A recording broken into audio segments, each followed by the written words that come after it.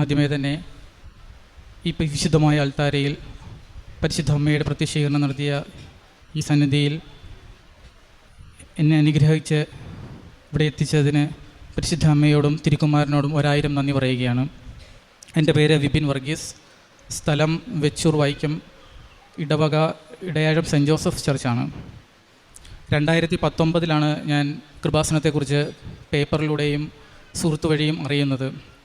എൻ്റെ ജീവിതത്തിൽ ചെറിയ ചെറിയ പ്രതിസന്ധികളിലൂടെ കടന്നു പോകുന്ന സമയത്താണ് ഞാൻ ഇവിടെ കടന്നു വരികയും അന്ന് ഞാൻ ഉടമ്പടി എടുത്തില്ല.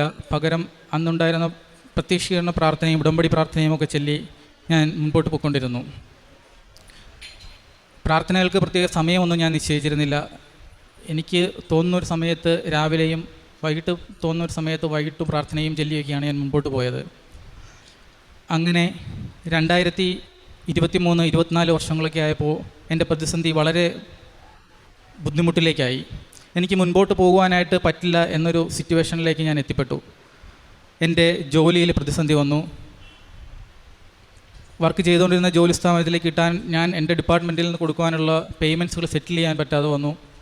അങ്ങനെ വളരെയധികം ബുദ്ധിമുട്ടിൽ നിന്ന സമയത്ത് ഞാൻ ഒരു പ്രാർത്ഥനയിലൂടെ ഒരു ബ്രദറിനെ പരിചയപ്പെട്ടു.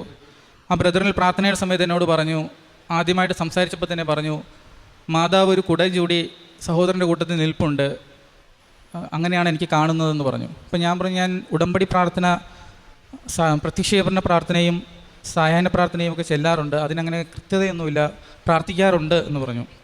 അപ്പോൾ ആ ബ്രദർ എന്നോട് പറഞ്ഞു, അത് നിങ്ങൾ കണ്ടിന്യൂ ചെയ്യണം, അത് സീരിയസ് ആയിട്ട് എടുക്കണം എന്നോട് പറഞ്ഞു. തൊട്ട് പിറ്റേ ദിവസം തന്നെ ഞാൻ ഇവിടെ വന്നു. ഇവിടെ വന്ന് ഈ ദേവാലയത്തിൽ വന്ന് കുറച്ച് നേരം പ്രാർത്ഥിച്ചു. ഞാൻ തിരികെ പോയി. പതിയെ ജോസഫ് അച്ഛൻ്റെ ഉടമ്പടി ധ്യാനങ്ങളൊക്കെ കേട്ടു തുടങ്ങി, സാക്ഷ്യങ്ങൾ കേട്ടു തുടങ്ങി. എനിക്ക് ആദ്യമൊന്നും അത്രയും ഡൈജസ്റ്റ് ആയില്ല. കാരണം നമ്മളൊരു സത്യക്രിസ്ത്യാനി ലെവലിലുള്ളവർക്കാർക്കും പെട്ടെന്ന് പല കാര്യങ്ങളും ഡൈജസ്റ്റ് ചെയ്യാറില്ലല്ലോ. അപ്പോൾ ആ ഒരു ഇത് തന്നെ എനിക്കും ആദ്യം തുടക്ക സമയങ്ങളിൽ ഉണ്ടായിരുന്നു. ഞാൻ ആദ്യം ഇതിനെ മനസ്സിലാക്കുവാനായിട്ട് കൂടുതൽ ഉടമ്പടി ധ്യാനങ്ങൾ കാണുവാൻ തുടങ്ങി, സാക്ഷ്യങ്ങൾ കേൾക്കാൻ തുടങ്ങി. അതിലെനിക്കൊരു തിരിച്ചറിവ് ഒരു ബൈബിൾ ഭാഗത്തു നിന്ന് കിട്ടി. യേശുവിൻ്റെ കുരിശുമരണത്തിൻ്റെ സമയത്ത് പീലാത്തോസ് ഹെറോദോസിൻ്റെ സ്ഥലത്തേക്ക് ഈശോനെ അയക്കുന്നുണ്ട്. അവിടെ വെച്ച് ഹെറോദോസ് വളരെ സന്തോഷവാനായിട്ട് ഈശോനെ സ്വീകരിക്കുമ്പോൾ ഹെറോദോസ് വിചാരിക്കുന്നുണ്ട് ഈശോ ഒരു അത്ഭുതം പ്രവർത്തിക്കുമെന്ന്. ഇതേ ഒരു മൈൻഡ് സെറ്റിൽ തന്നെയാണ് ഞാനും ഇവിടെ കടന്നു വരുന്നതും. ഇവിടെയുള്ള ഭൂരിഭാഗം പേരും അങ്ങനെയൊക്കെ തന്നെ ആയിരിക്കും. ഒരു 90% 80% പേരും ഒരു അത്ഭുതം നമ്മുടെ ജീവിതത്തിൽ സംഭവിക്കുമെന്ന് വിചാരിച്ച് തന്നെയായിരിക്കും ഇവിടെ കടന്നു വരുന്നത്. പക്ഷേ മുമ്പോട്ട് പോകുന്തോറും എനിക്ക് ജോസഫ് അച്ഛൻ്റെ ധ്യാന ചിന്തകളിൽ നിന്ന് തന്നെയാണ് എനിക്ക് ആ ഒരു കാര്യം ഉരുത്തിരിഞ്ഞ് കിട്ടിയത്. കാരണം നമ്മളുടെ വിഷയമല്ല, ഉടമ്പടിയിലുള്ള വിശ്വസ്തതയാണ് പ്രധാനം. വിശുദ്ധ പത്രോസ്ലീഹായുടെ 1-ാം ലേഖനം 5-ാം അധ്യായം 10-ാം വാക്യത്തിൽ പറയും, തൻ നിത്യതയിലേക്ക് വിളിച്ചിരിക്കുന്ന ദൈവം ഈ സമയത്തുള്ള കഷ്ടപ്പാടുകളും ഒക്കെ ശേഷം നമ്മളെ പൂർണ്ണരാക്കും എന്ന് പറയുന്നുണ്ട്. അപ്പോൾ തുടക്കകാലത്തിലുള്ള ഈ കഷ്ടപ്പാടുകളും ബുദ്ധിമുട്ടുകളും എല്ലാം നമ്മൾക്ക് ഉണ്ടാകേണ്ടതായിരിക്കാം നമ്മളുടെ ദൈവത്തിലേക്ക് അടുക്കുവാനായിട്ട്. അങ്ങനെയാണ് എനിക്ക് ബോധ്യപ്പെട്ടത്. അങ്ങനെ ഒരു 6 മാസത്തോളം ഞാൻ ഇവിടെ ഈ പ്രത്യക്ഷീകരണ സന്നിധിയിൽ വന്ന് പല സമയങ്ങളിൽ ആഴ്ചയിൽ 1 പ്രാവശ്യമെങ്കിലും വന്ന് പ്രാർത്ഥിച്ചു. ഉടമ്പടി ധ്യാനങ്ങളിൽ പങ്കുചേർന്നു ചൊവ്വാഴ്ച ദിവസങ്ങളിൽ. അതിനുവേണ്ടി ആ ദിവസം മാറ്റിവെച്ചു, ഉപവാസമെടുത്തു. അങ്ങനെ എനിക്ക് പതിയെ മാതാവിൻ്റെ അനുഭവം ഉണ്ടാകാൻ തുടങ്ങി. അത് പല രീതിയിലായിട്ട് എനിക്ക് കിട്ടിത്തുടങ്ങി.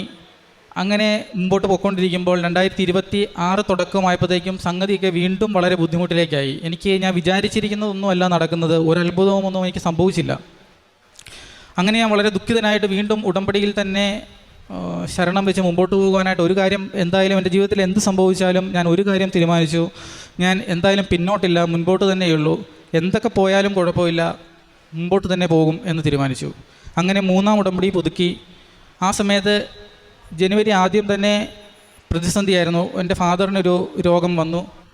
അത് ഹോസ്പിറ്റലിൽ അഡ്മിറ്റ് ചെയ്യുന്ന സമയത്ത് തന്നെ മമ്മിക്ക് വയ്യാതെ വന്നു. അത് വളരെ സില്ലി ആയിട്ടാണ് ഞങ്ങൾ എടുത്തിരുന്നത്. പക്ഷേ അത് ബുദ്ധിമുട്ടേറിയൊരു കാര്യമായിട്ട് കണ്ടെത്തി. അപ്പോഴൊക്കെ ഞങ്ങൾ വളരെ ബുദ്ധിമുട്ടേറിയ സിറ്റുവേഷനിലൂടെ കടന്നു പോവുകയാണ് ഞങ്ങൾ വീട്ടിലുള്ളവരെല്ലാവരും. അപ്പോൾ ജീവിതത്തിൽ സാമ്പത്തിക പ്രതിസന്ധി ഒരു സ്ഥലത്ത്, രോഗാവസ്ഥകൾ ഒരു സ്ഥലത്ത്, കാര്യങ്ങളെല്ലാം മാനേജ് ചെയ്യാൻ പറ്റാത്ത അവസ്ഥകൾ, അങ്ങനെയൊക്കെ മുമ്പോട്ട് പോകുമ്പോൾ ഞാൻ മാതാവിനോട് പ്രാർത്ഥിച്ചു, എനിക്ക് എൻ്റെ വിഷയങ്ങളിൽ എനിക്കൊരു ആൻസർ തരണമെന്ന് ഞാൻ പ്രാർത്ഥിച്ചു. അങ്ങനെ ഇതിനിടയിൽ ഞാനൊരു ഇൻ്റർവ്യൂ അറ്റൻഡ് ചെയ്തു. ആ ഇൻ്റർവ്യൂ എനിക്ക് ലിങ്ക്ഡിൻ വഴി അവിടുത്തെ ആ കമ്പനിയുടെ ഒരു അറിയപ്പെടുന്നൊരു സ്ഥാപനത്തിൻ്റെ ഒരു MD ഡയറക്റ്റ് എനിക്ക് മെസ്സേജ് അയച്ചു, ഓഫീസിലേക്ക് വരാൻ പറഞ്ഞു. പക്ഷേ അൺഫോർച്യുനേറ്റ്ലി ഞാൻ അവിടെ ചെല്ലുമ്പോഴത്തേക്കും എൻ്റെ കഴിവിൽ വിശ്വസിച്ചാണ് ഞാൻ അവിടെ പോകുന്നത്. ഞാൻ അവിടെ ചെന്ന് കഴിഞ്ഞപ്പോഴത്തേക്കും എനിക്ക് മനസ്സിലായി ആ MD ഭയങ്കര തിരക്കിലായി. MDക്ക് ഡയറക്റ്റ് എന്നെ മീറ്റ് ചെയ്യാനായിട്ടുള്ള സമയം കിട്ടിയില്ല. അപ്പോൾ MD ഡയറക്റ്റ് പറഞ്ഞു, നിങ്ങൾ ഡയറക്റ്റ് വേറൊരു ഓഫീസിലേക്ക് അവരുടെ തന്നെ അവിടെ ചെന്ന് ആ ആളുമായിട്ട് സംസാരിക്കാൻ പറഞ്ഞു. അപ്പോൾ ഞാൻ ഡ്രൈവ് ചെയ്ത് അങ്ങോട്ട് പോയി, അവരുടെ സെക്കൻഡ് ഓഫീസിലേക്ക് പോയി. അപ്പോൾ ഞാൻ പോകുന്ന വഴിക്ക് ഞാൻ ചെന്ന് വെബ്സൈറ്റ് ചെക്ക് ചെയ്ത് നോക്കിയപ്പോഴത്തേക്കും ആ ഇൻ്റർവ്യൂ ചെയ്യാൻ പോകുന്നയാൾ എൻ്റെ സുഹൃത്താണ്. അപ്പോൾ എനിക്ക് ഡബിൾ ഉറപ്പായി, കാരണം ഈസി ആണല്ലോ ഒരു ഇൻ്റർവ്യൂ ക്രാക്ക് ചെയ്യാനായിട്ട്. അങ്ങനെ ഞാൻ ആ ഇൻ്റർവ്യൂവിന് ചെന്നു. പക്ഷേ എന്നെ ആ വ്യക്തി മൈൻഡ് ചെയ്തു പോലുമില്ല. ഞാൻ അങ്ങനെ ആ ഇൻ്റർവ്യൂവിൽ നിന്ന് കഴിഞ്ഞ് കംപ്ലീറ്റ് ചെയ്ത് പോകുന്നു. വീട്ടിലെത്തി, ഒന്നും സംഭവിച്ചില്ല. അങ്ങനെ ഒരു ദിവസം ഞാനിവിടെ വൈകുന്നേരം എനിക്ക് എന്തെങ്കിലും ബുദ്ധിമുട്ടൊക്കെ വരുമ്പോൾ ഞാൻ ഇവിടെ വന്നിരുന്ന് സായാഹ്നത്തിൽ ഇവിടെ വന്നിരുന്ന് കൊന്തയൊല്ലി പ്രാർത്ഥിക്കാറുണ്ട്. അത് കഴിഞ്ഞിട്ട് വിശുദ്ധ കുർബാനയുണ്ട് 6:30. അത് കഴിഞ്ഞ് ഒരു 8 മണിയൊക്കെ ആകുമ്പോൾ ഇവിടുന്ന് പോകുള്ളൂ, ഒരാഴ്ചയിലൊന്നെങ്കിലും. അങ്ങനെ ഒരു ദിവസം ഇവിടെ വന്നിരുന്ന് ഞാൻ ഇവിടുന്ന് കൊന്തയൊക്കെ ചൊല്ലി പുറത്തിറങ്ങിയ സമയത്ത് എനിക്കൊരു കോള് വന്നു. ഒരു ഇൻ്റർവ്യൂവിന് വേണ്ടിയിട്ടുള്ള കോളായിരുന്നു അത്. ഞാൻ പറഞ്ഞു ഞാൻ അടുത്ത ദിവസം തന്നെ വരാം എന്ന് പറഞ്ഞു. ഞാൻ അതിനുവേണ്ടി ഒരുങ്ങി ആ ഇൻ്റർവ്യൂവിന് പോയി. ഇൻ്റർവ്യൂ അറ്റൻഡ് ചെയ്തു. ഞാൻ തിരിച്ചു പോന്നു. അവിടെ ചെന്നപ്പോൾ ഞാൻ വിശുദ്ധ വസ്തുക്കൾ, പ്രത്യേകിച്ച് തൈലം ഒക്കെ അപ്ലൈ ചെയ്ത് വിശ്വാസ പ്രമാണം ചൊല്ലിയാണ് ഞാൻ അതിൽ പ്രവേശിക്കുകയൊക്കെ ചെയ്തത്. പക്ഷേ ഇൻ്റർവ്യൂ കഴിഞ്ഞ് പോകുന്നപ്പോൾ ഞാൻ നിരാശനായിരുന്നു. കാരണം എൻ്റെ കഴിവിൽ എനിക്ക് വിശ്വാസമൊക്കെ പോയിരുന്നു. ഞാൻ ഇനി മുമ്പോട്ട് രക്ഷപ്പെടുമെന്നൊന്നും എനിക്ക് തോന്നിയില്ല. അതുകൊണ്ട് തന്നെ ഞാൻ ആ ഇൻ്റർവ്യൂ കഴിഞ്ഞ് പോന്നു. വൈഫിനോടൊന്നും ഞാൻ പ്രത്യേകിച്ചൊന്നും പറഞ്ഞില്ല. അവർ വിളിക്കുമായിരിക്കുമെന്നൊക്കെ പറഞ്ഞ് അങ്ങനെ വേറെ ആരോടും പറഞ്ഞുമില്ല. അങ്ങനെ ഞാൻ തിരിച്ചു പോന്ന് ഞാൻ വീട്ടിലെത്തി. 1 മാസമായി, 2 മാസമായി, 3 മാസമായി ഒരു അനക്കവുമൊന്നും ഇല്ലായിരുന്നു.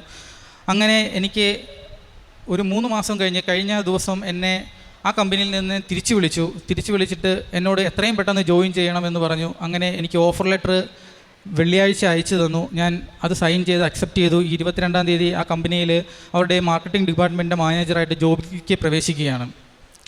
ഏകദേശം 3 വർഷത്തോളം ഞാൻ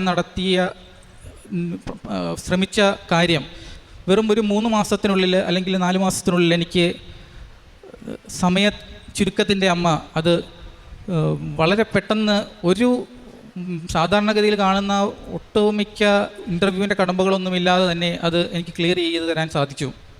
മാതാവിൻ്റെ പ്രത്യേക ഇടപെടൽ അതിലുണ്ട് എന്ന് ഞാൻ വിശ്വസിക്കുകയാണ്. അമ്മ തന്ന അനുഗ്രഹത്തിന് പ്രത്യേകം ഞാൻ നന്ദി പറയുകയാണ്. ഇത് കൂടാതെ ഞാൻ ജനുവരി മാസത്തിൽ അമ്മയ്ക്കുണ്ടായ ഒരു ബുദ്ധിമുട്ട് പറഞ്ഞിരുന്നു. അതൊരു ക്യാൻസറസ് ആയിട്ടുള്ളൊരു പ്രോബ്ലത്തിലേക്കാണ് അത് ഡോക്ടേഴ്സ് പറഞ്ഞത്. അങ്ങനെ മെഡിക്കൽ കോളേജിൽ കാണിച്ചു. അവിടെ വെച്ച് പല പ്രാവശ്യം CT ഒക്കെ എടുത്തു. അതിൻ്റെ വിശദമായ പരിശോധനയ്ക്ക് അവർ MRI ചെയ്യണമെന്ന് പറഞ്ഞു. അപ്പോൾ MRIക്ക് മുമ്പ് ഞങ്ങൾക്കൊക്കെ വളരെ സങ്കടമായിരുന്നു ആ ഒരു കാര്യം. അപ്പോൾ ഞാൻ വിശുദ്ധ തൈലം പുരട്ടി വിശ്വാസ പ്രമാണം ചൊല്ലിയാണ് മമ്മീനെ MRIക്ക് വിടുന്നത്. ആ MRIയുടെ ഇത് കഴിഞ്ഞ് ഞങ്ങൾ തിരിച്ച് വീട്ടിലേക്ക് എത്തിക്കഴിഞ്ഞപ്പം വീണ്ടും അവിടെ നിന്ന് തന്നെ വിളിച്ചിട്ട് വീണ്ടും വന്ന് ഒന്നും കൂടെ ടെസ്റ്റ് ചെയ്യണം, അവർക്ക് സംശയമുണ്ടെന്ന് പറഞ്ഞ് വീണ്ടും വിളിച്ചു. വീണ്ടും ഞങ്ങൾ പോയി ടെസ്റ്റ് ചെയ്തു. അങ്ങനെ സീനിയറിലുള്ളവർ കൺഫേം ചെയ്ത് അത് അവർ ബയോപ്സിക്ക് വേണ്ടിയിട്ട് അയച്ചു. ബയോപ്സിയിൽ അത് നെഗറ്റീവാണ്, ക്യാൻസറസ് അല്ല എന്ന് തന്നെ തെളിഞ്ഞു. അങ്ങനെ മമ്മിയുടെ ആ ഒരു പ്രശ്നമൊക്കെ പരിഹരിച്ച് ഇപ്പോൾ വളരെ ഹാപ്പിയായിട്ട് വളരെ ഹെൽത്തി ആയിട്ട് ഇപ്പോൾ വീട്ടിൽ നിൽക്കുന്നു. അതാണ് എനിക്ക് കിട്ടിയ 2ാമത്തെ അനുഭവം. 3ാമത്തെ ഒരു അനുഭവം എനിക്ക് വർഷങ്ങളായിട്ട് എൻ്റെ പ്ലസ് ടു കാലഘട്ടത്തിലാണ് ഞാനത് കണ്ടുപിടിക്കുന്നത്. എൻ്റെ ചെവിക്ക് പുറകിൽ ഒരു ചെറിയ മുഴയുണ്ടായിരുന്നു. അത് ഞാൻ ഡോക്ടേഴ്സിനെ കാണിച്ചപ്പോൾ അത് പ്രത്യേകിച്ച് പിന്നീട് എപ്പോഴെങ്കിലും ഓപ്പറേഷൻ ചെയ്താൽ മതി, ഇമ്മീഡിയറ്റ് ചെയ്യേണ്ട എന്ന് പറഞ്ഞാണ് എന്നെ വിട്ടിരുന്നത്. അതവിടെ ഇങ്ങനെ ഒരു മുഴയായിട്ട് ഇങ്ങനെ നിന്നിരുന്നു. അപ്പം ഞാൻ ഈ പ്രാർത്ഥന ഉടമ്പടി എടുത്ത സമയത്ത് ഞാൻ എനിക്കൊരു തെളിവിന് വേണ്ടി ഞാൻ അമ്മയോട് പറഞ്ഞു, ഞാനിവിടെ വന്ന് ഉടമ്പടിയുടെ ഒരു സാക്ഷ്യം പറയുന്നതിന് മുമ്പ് എനിക്കത് അവിടെ നിന്ന് മാറ്റിത്തരണം, അതാണ് എൻ്റെ തെളിവ്, അമ്മ ഇതിൻ്റെ അകത്ത് ഇടപെട്ടതിൻ്റെ തെളിവ് അതാണ് എന്ന് ഞാൻ അമ്മയോട് പറഞ്ഞിരുന്നു. ഞാനിപ്പോൾ ഈ ദിവസങ്ങളിൽ നോക്കുമ്പോൾ എനിക്ക് ആ മുഴ അവിടെ ഇല്ല, അത് പൂർണ്ണമായിട്ടും അവിടെ നിന്ന് മാറ്റപ്പെട്ടു. അങ്ങനെ 3 അനുഭവങ്ങളാണ് എൻ്റെ ജീവിതത്തിൽ ഉണ്ടായിരിക്കുന്നത്. ചെറുതും വലുതുമായ മറ്റനേകം സാന്നിധ്യം അമ്മയുടേത് എനിക്ക് എൻ്റെ ജീവിതത്തിൽ ഉണ്ടായിട്ടുണ്ട്. പ്രത്യേകിച്ച് ഇവിടെ ഈ സന്നിധിയിലേക്ക് കടന്നു വരുമ്പോൾ എനിക്ക് പല പ്രാവശ്യം സുഗന്ധാഭിഷേകം ഉണ്ടായിട്ടുണ്ട്. ഞാനത് ഇവിടെ മറ്റുള്ളവരൊക്കെ സാക്ഷ്യം പറയുമ്പോൾ ഞാൻ വിചാരിച്ചിട്ടുണ്ട് ഇത് അങ്ങനെയൊന്നും ഉണ്ടാകുന്നതല്ല, ആരെങ്കിലും അടുത്തിരിക്കുന്നവരുടെ ഒരു സെൻറ്റൊക്കെ അടിക്കുന്നതിൻ്റെ സ്മെല്ലായിരിക്കും എന്നൊക്കെ ഞാൻ ചിന്തിച്ചിട്ടുണ്ട്. പക്ഷേ എനിക്ക് വ്യക്തമായിട്ട് മനസ്സിലായി അതങ്ങനെയല്ല. അത് സുഗന്ധാഭിഷേകം തന്നെയാണ്. വീട്ടിൽ വെച്ചും എനിക്ക് പല പ്രാവശ്യം ഉണ്ടായി, ഇവിടെ വെച്ചുണ്ടായി, കാറിൽ വെച്ച് ഞാൻ ചിലപ്പോൾ യാത്ര ചെയ്യുമ്പോൾ എനിക്കത് ഉണ്ടാകാറുണ്ട്. അങ്ങനെ പല പ്രാവശ്യം അമ്മയുടെ സാന്നിധ്യം എനിക്ക് അതിലൂടെ ലഭിച്ചു. കൂടാതെ രാവിലെ പ്രത്യക്ഷീകരണ പ്രാർത്ഥന ചെല്ലുമ്പോൾ, പ്രത്യേകിച്ച് വിശ്വാസ പ്രമാണം ചെല്ലുന്ന സമയത്ത് ഒരു കുളിര് പോലെ അമ്മയുടെ ഒരു സാന്നിധ്യം ഉണ്ടാകാറുണ്ട്. അത് വൈകുന്നേരത്തിലും ഉണ്ടാകാറുണ്ട്. പ്രത്യേകിച്ച് ഭയങ്കരമായിട്ട് ടയേർഡായിട്ട് ഒരു ബുദ്ധിമുട്ടിലൊക്കെയാണ് ഇരിക്കുന്നതെങ്കിൽ അമ്മയുടെ സാന്നിധ്യം പെട്ടെന്ന് വന്ന് നമ്മളെ ഇങ്ങനെ പൊതിഞ്ഞ് പിടിക്കുന്നത് പോലെ വരാറുണ്ട്. അത് എപ്പോഴും തന്നെ എനിക്ക് ഈ 1 ഇയർ കാലയളവിൽ എപ്പോഴും ഉണ്ടായിട്ടുണ്ട്. അങ്ങനെ 2-3 സാന്നിധ്യങ്ങൾ എനിക്ക് ഉണ്ടായിട്ടുണ്ട്. അതുപോലെ തന്നെ മെഴുകുതിരിയിൽ ഹാർട്ട് കാണുന്നത്, അത് ഞാൻ ഒരു പ്രാവശ്യം സംശയത്തോടെ പറഞ്ഞപ്പോൾ അത് പിന്നെ കാണാതെ വന്നു. പിന്നെ എനിക്ക് ലാസ്റ്റ് ഈ 2 ആഴ്ച മുമ്പാണ് വീണ്ടും ആ ഹാർട്ട് കാണിച്ചത്. അപ്പോൾ അങ്ങനെ നിരവധിയായിട്ടുള്ള സാന്നിധ്യങ്ങൾ അമ്മയുടേത് എനിക്ക് എൻ്റെ ജീവിതത്തിൽ പ്രസൻസുകൾ കിട്ടി. ഇത്രയാണ് എനിക്ക് അമ്മയിലൂടെ ഉണ്ടായ അനുഗ്രഹങ്ങൾ. ഇതിനെല്ലാത്തിനും ഞാൻ പ്രത്യേകമായ 1000 നന്ദി അമ്മയ്ക്ക് അർപ്പിക്കുകയാണ്.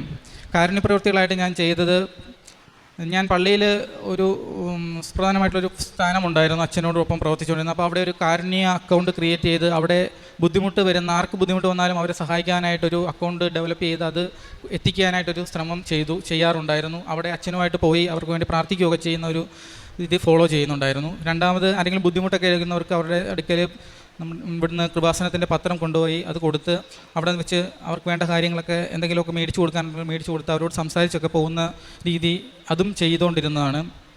മൂന്നാമത്, നമ്മുടെ സഭയുടെ തന്നെ പല മിഷൻ പ്രവർത്തനങ്ങളിലൊക്കെയുള്ള അച്ഛന്മാരൊക്കെ ആയിട്ട് പരിചയമുണ്ട്. അപ്പോൾ അങ്ങനെയുള്ളവരുടെ ബുദ്ധിമുട്ടുകൾ പലപ്പോഴും അങ്ങോട്ട് ചോദിച്ച് മനസ്സിലാക്കി അവർക്ക് വേണ്ടിയിട്ട് എന്നെക്കൊണ്ട് കഴിയാവുന്ന വിധത്തിലുള്ള ചെറിയ ചെറിയ സഹായങ്ങൾ എന്നെക്കൊണ്ടും അതുപോലെ എൻ്റെ കൂട്ടത്തിലുള്ള സുഹൃത്തുക്കളായിട്ടുള്ളവരിൽ നിന്നും ഞങ്ങളുടെ ഇടവകയിലുള്ള യുവജനങ്ങളിൽ നിന്നുമൊക്കെ കളക്ട് ചെയ്തുമൊക്കെ അത് ചെയ്യാറുണ്ട് കാരുണ്യപ്രവർത്തികളായിട്ട്.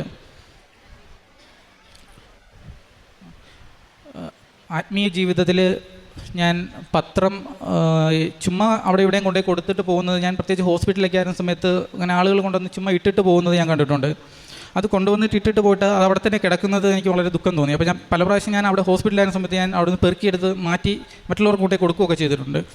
അപ്പോൾ അതുകൊണ്ട് അത് മാറ്റി ഞാൻ ചെയ്തത്, ഞാൻ കണ്ടെത്തുന്ന ആളുകളെ വിളിച്ച് അവരെ ഇവിടെ കൊണ്ടുവന്ന് വണ്ടിയെ ഇവിടെ കൊണ്ടുവന്ന് അവർക്ക് ഇവിടെ വിശുദ്ധ കുർബാനയിൽ പങ്കെടുക്കുവാനോ കൊന്തയെക്കുറിച്ചൊക്കെ പറഞ്ഞു കൊടുത്ത് ജപമാലയെക്കുറിച്ചൊക്കെ പറഞ്ഞു കൊടുത്ത് പ്രത്യക്ഷീകരണത്തിൻ്റെ പ്രാർത്ഥനയൊക്കെ മേടിച്ചു കൊടുത്ത് ഈ മാതാവിൻ്റെ പ്രത്യക്ഷീകരണത്തിൻ്റെ രൂപവും ഫോട്ടോയും ഒക്കെ കൊടുത്ത് കൊന്തയൊക്കെ കൊടുത്ത് അത് ഫോളോ ചെയ്യാൻ അവരെ പ്രേരിപ്പിച്ചുകൊണ്ടാണ് ഞാൻ ആ ഒരു പ്രവർത്തനം പത്രത്തിലൂടെ ഉള്ള പ്രേക്ഷിത പ്രവർത്തനം ഞാൻ നിർവഹിച്ചത്.